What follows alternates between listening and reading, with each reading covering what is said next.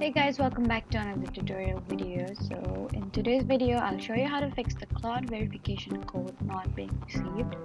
So first, make sure you're entering the correct email address when signing in or creating your Claude account. And if Claude sends the verification code by email, then check your inbox and also look in your spam, junk, or promotions folders. Then give the email a few minutes to arrive before requesting another code.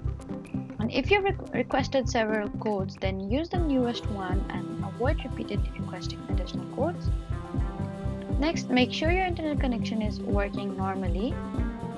You can also try opening Claude in another supported browser or updating the Claude app if you're using the mobile.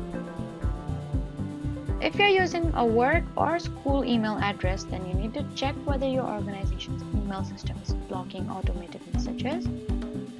Also, make sure you're accessing the official Claude website or app. So that was it for the video. Please do not forget to like, comment, and subscribe for more helpful tutorials. Thank you for watching.